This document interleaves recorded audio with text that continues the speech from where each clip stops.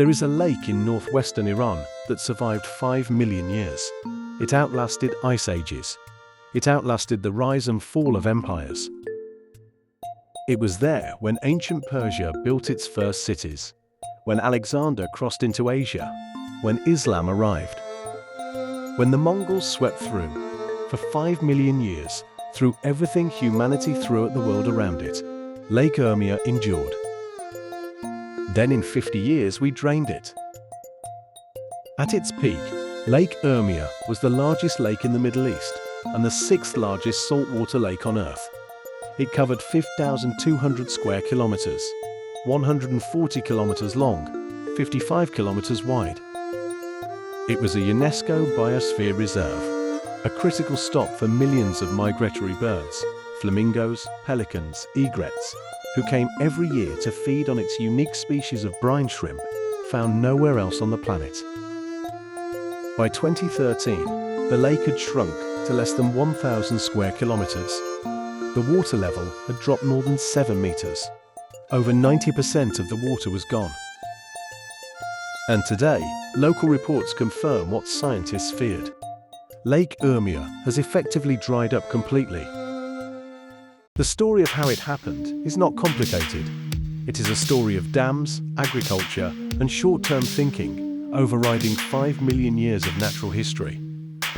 Beginning in the 1960s and accelerating through the 1990s, Iran built over 40 dams on the rivers feeding Lake Urmia. Each dam captured water that would have flowed into the lake and redirected it to agricultural fields.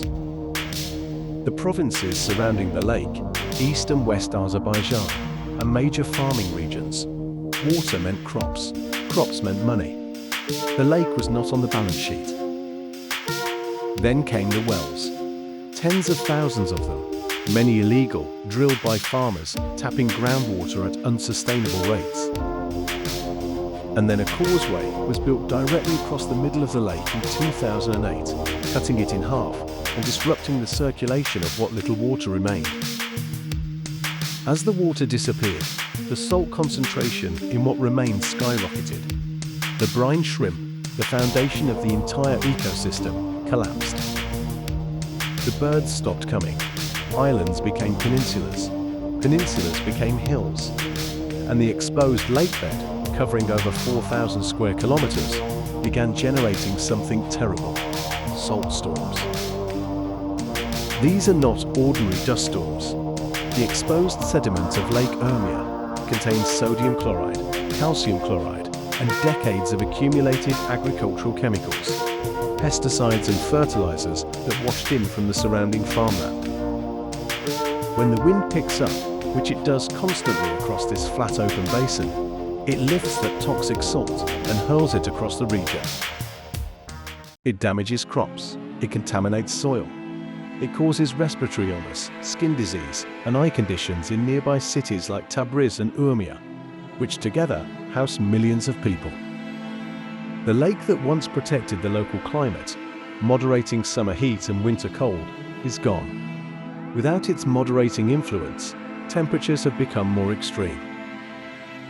The same agricultural regions that consume the lake's water are now being poisoned by the salt storms its disappearance created.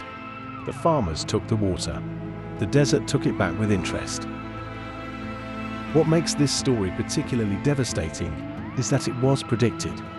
Scientists were warning about the trajectory of Lake Urmia as far back as the 1990s. The international community raised alarms.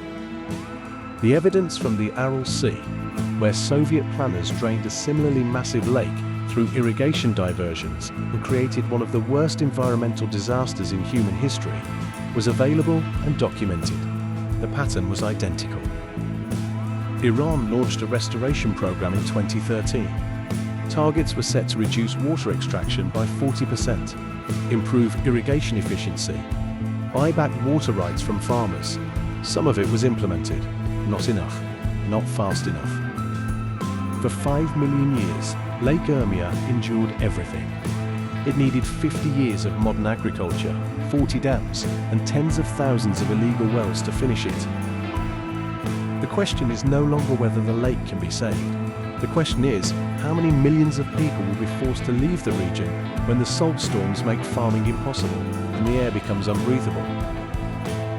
Empires rise on paper, and sometimes they drain the water that made the land livable in the first place.